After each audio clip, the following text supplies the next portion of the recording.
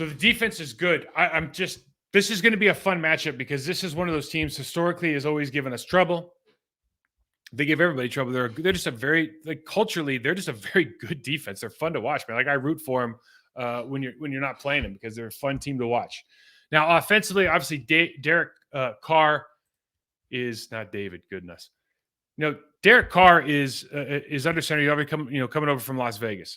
These guys are averaging just under 350 yards per game, 18 points per game. That's not going to beat a lot of teams, right? It's basically like that 20 number. If you get over 20, you're good. If you get under 20, you can expect to lose a couple of those matchups. They've given up 7 sacks. David Carr is a guy. He's really good, especially in this offense right now. Maybe he doesn't know. He's not that comfortable with it. Maybe he's not that comfortable with wide receivers. He's really good when the ball gets out quick. He's always been able to deliver a great deep ball on time. But I think you can dramatically affect his pocket presence and his accuracy when he feels pressure. Now, he'll still make some plays. If you've seen this guy live, he's got a really, really strong arm. He's a big dude. He kind of reminds me of Andrew Luck in that sense. He's a big, strong guy. Throws are effortless. He can throw a 50-yarder like he's throwing a 5-yard out, okay? If he gets off his first read, based on the tape this year, if he gets off his first read, the defense is usually going to win the down. If he gets off his first read and he has to hold the ball, the defense is usually going to win the down. He does win some of them, but if I was a betting man, my money would be on make him hold the ball, make him get off his first read. Good things seem to happen for the defense. I also believe, and I've believed this for a while, I played with his brother. I think he has a memory. I think if you hit him, I think if you get to him, I think he has a memory, and I think they try to coach around that by putting in the play after a sack, the play after a fumble, the play after something simple. So I think there's opportunities, right, to get into this guy's skull a little bit. Now the question is, can you get there with 4 or can you get there with 5? What is it going to take to him up a little bit?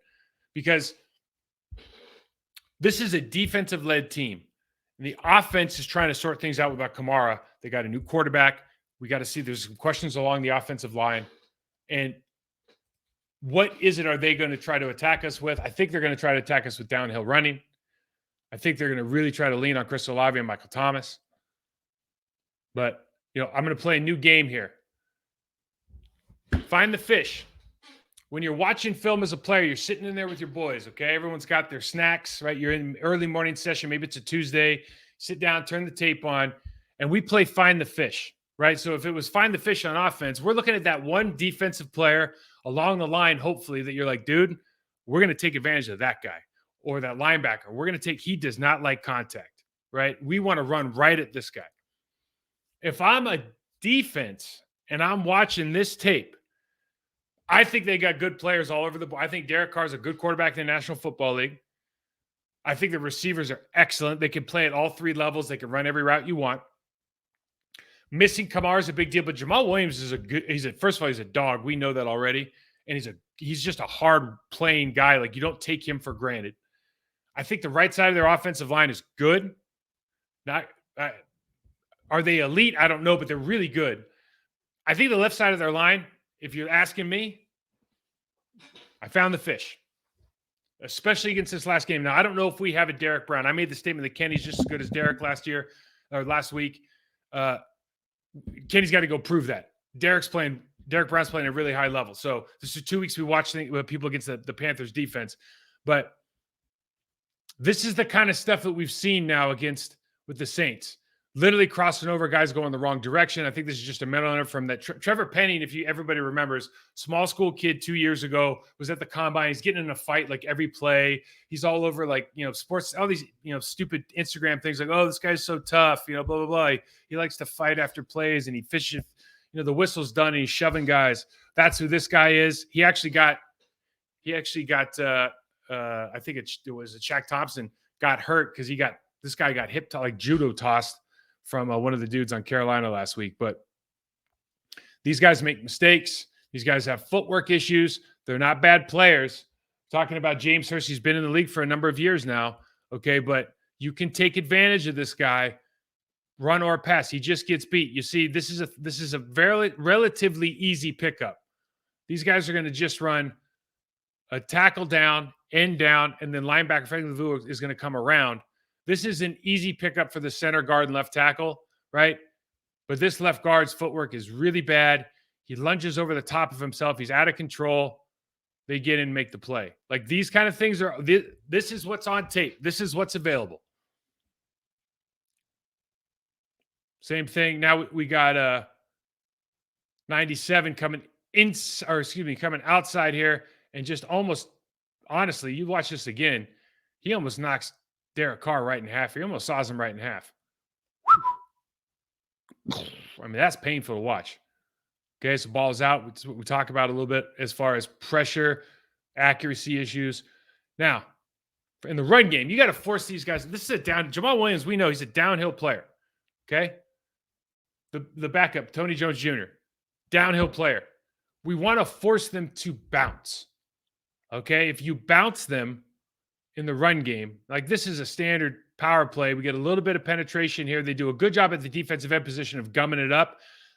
The corners are coming down and making plays here, taking out legs, sawing guys in half. If you give them a downhill running scheme, they are going to have success. Now, here they're running an RPO with Taysom Hill off of the big fella 95. Kind of an interesting play. But there's no reason we shouldn't expect to see Taysom Hill in the game a lot. And there's no reason we shouldn't expect, if we go base defense and we look like this, I'd run this off Kenny Clark all day. Right? So they get the double teams that they want. Now, if you get these doubles, now they're just in a nickel, coming downhill, under center. You can run a lot of stuff off this. But they do a good job of sticking the doubles, center left guard, right tackle, right guard. They get into that situation, they're going to line up in a right formation more often than not because they want that good B block in the backside with Ramczyk and Cesar Ruiz. Same thing. You just see the good doubles, huge window there. Jamal Williams just running hard downhill. This is the kind of stuff you're going to have to stop. Footwork wins games. Step underneath yourself. There's a lot of things going on here. But, you know, when I'm watching film, I'm like, how do we beat this guy? How do we take advantage, right? That's all. Like, we can talk about all, like, you know, who said what to the media and blah, blah, blah. It's all fun talk, right? Like, how do you beat somebody? Like, I want to know why is my team losing? Why are we winning? Footwork wins games, right? You get into this situation, you step underneath yourself, you get pressed back into the hole, you ruin the direction of the tight end. Everybody on the right side is just pressing out because they want the cutback off your block. Footwork loses, gets knocked in the hole. Derek Brown makes the play. We could look at the front side blocks as well, but it's just one of those deals. Defensive end comes down and is super physical. This is what I'm talking about. We got, you know, Preston will do it, right? Rashawn will do it. Well, Enikbari do it. Hollins do it. Now, these guys play, we're coming down face to face. We've done that in the past. There's some good and there's some bad about it. You could just play this outside leverage with your inside shoulder. But the point is, can you gum this up? Because they're pulling guards and tight ends behind them. The tight ends don't know how to navigate like the guard does, right? So this is why it's more of a difficult deal if you don't have a real fullback. But if you can gum this up and force the bounce, then all of a sudden you're playing right into Devondre, Quay, like what they're good at, particularly Quay. Get downhill fast, right? You see it. Nobody's in front of you. You don't have to defeat a block. Now you can shoot gap, get comfortable, take the bounce, use your speed, use your athleticism. These plays are available if they continue to try to bounce outside. You see Brian Burns here. He goes opposite shoulder. Like, we're not going to teach that, I don't think, but just from the scrape and spill idea, works.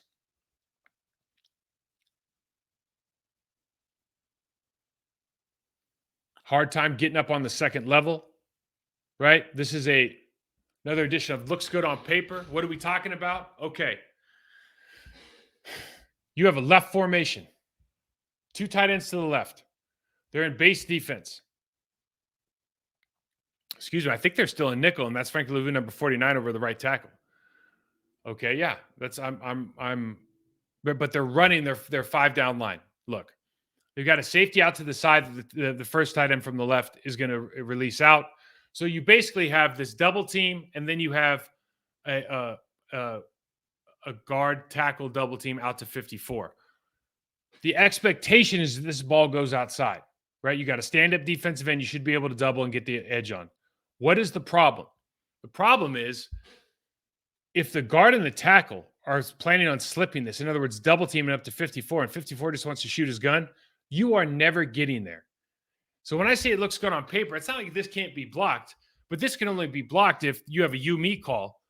And if I'm the left guard, I say me, and I'm pulling around for this dude. And the center, or the left tackle has to take on 95 on his own and just pin him. Because there is no way that Trevor Penny's going to try to play through Derek Brown up to a guy who's shooting his gun in 54. Looks good on paper, doesn't work in the real world. He's gone.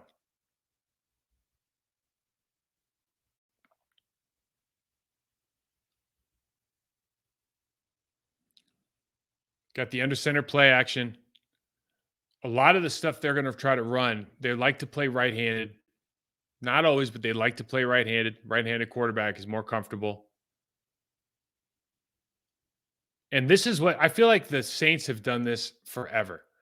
You get all these dudes up here. You got 6-on-3. What was that? 5-on-3, excuse me. And then they're always comfortable, and they got good tight ends. And they're just comfortable. Hey, we'll just dump it off the tight end and get what we can get. Derek Carr does that here. This is just stuff you got to learn how to defend. You know, Derek Brown's making the play down there. Now, we talk about Derek Carr specifically now. Quick game stuff, he looks really good. Gets the ball out on time, accurate. He's got a good arm, easy. They got guys that can get open fast. Again, like I said, Michael Thomas has been in the league for years doing his thing. Chris Olave's a young player. He's their leading receiver right now. Makes some great plays in this game, but just in general, these guys can play at any level of the field, anywhere on the field. You see the one-on-one look up here. So they throw a long ball, but it's on time. He's not waiting for it. This is just a quick, oh, he's open. They're giving him the go. Maybe they're giving him the hand signal on the hip, and it's go time. If you give this guy an opportunity to throw on rhythm, he's as good as you're going to see in the National Football League this year. It's when he gets off schedule that I think the Packers can take advantage. Just a question of, can we get him off schedule through different looks in the secondary, giving him something to think about, or just getting somebody in his face. Again, we talked about it before. You got to force this guy off the first read. And they blitz. This is not an easy, or excuse me, this is a relatively easy pickup, and they do a good job. But he lets this ball go now. The ball's gone. There's 3 people in the vicinity. And it's a high ball, underthrown. And this is the stuff that you just started to look at with Derek Carr that, it's always been kind of one of the knocks on him maybe. But for as strong as arm as he has, sometimes he tries to place these balls perfect. With the Panthers, throwing in triple coverage, obviously frowned upon. You got a 2x2, shift the back over.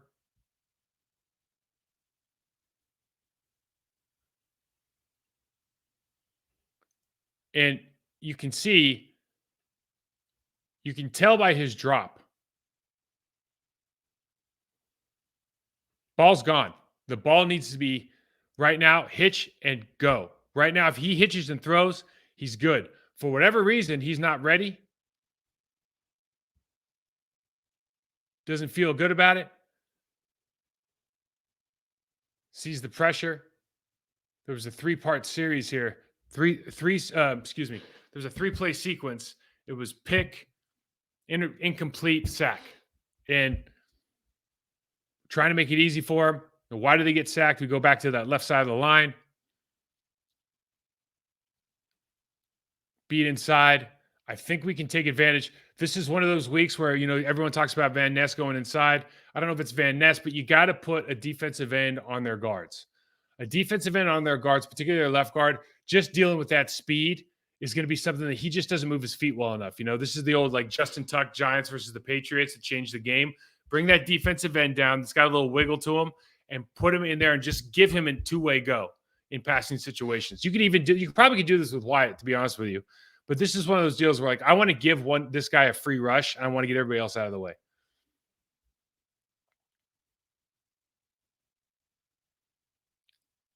Look at the 3-man side here. I really showed this because But Frank Lavue's been a tough guy for the Carolina Panthers. Look what he does at 51. This is our Ruiz here. Now they're running their 3-man game over here, but they want to bring 49. And he just lights this dude up, goes right through him to the quarterback. These are things that are just opportunities. You never know what's going to. The thing that's fun about football is like you never know what's going to happen. The guy's got a good stutter bull for a linebacker, but it's like if you're not ready for it, man, just Devondre Campbell, you could stutter Quay, you could stutter bull. Like you can light it up. Sometimes they're just not ready for it. Offensive line, again, you got the cross dog look. So you got red arrow coming first, 54 is wrapping around. They have a hard time picking this stuff up, right? They have a hard time picking it up. But more importantly, usually, like if it was Brett or Aaron, hopefully with Jordan, they have an answer already for this. You can already tell, even before this point, you can tell that there's something different about their depth, about their alignment, right? You plan for this. The ball's got to be out now. You see where the opening is. You can see it right in the middle of the field. We're running toward, we have leverage, inside leverage. Ball's got to be out, but it's not, this is where we got to take advantage. He's trying to climb the pocket. He's a very methodical quarterback. You look at his footwork, his technique, the way he holds the ball. It's like, it looks like it's out of an old book. Okay. So he does a lot of that stuff, but it doesn't always translate because sometimes you just got to get the ball out. I think we might have one more play here. Yeah, we got the Taysom Hill factor. So Taysom Hill is, I think he's their leading rusher right now because everybody else has been hurt. But he's going to go into the game either at the running back position or he's going to be under center making these plays. And it's something you have to, he said, 79 yards rushing, something you have to account for. He's a guy that you can run the outside toss stuff to. He's a guy that you can run the RPOs with, which we struggled with last week, both from a leverage and from a number standpoint. So these are things that are available to the Saints that you really have to consider. And unfortunately for the Packers, it's just like it's one more thing you got a game plan for. Just downhill running.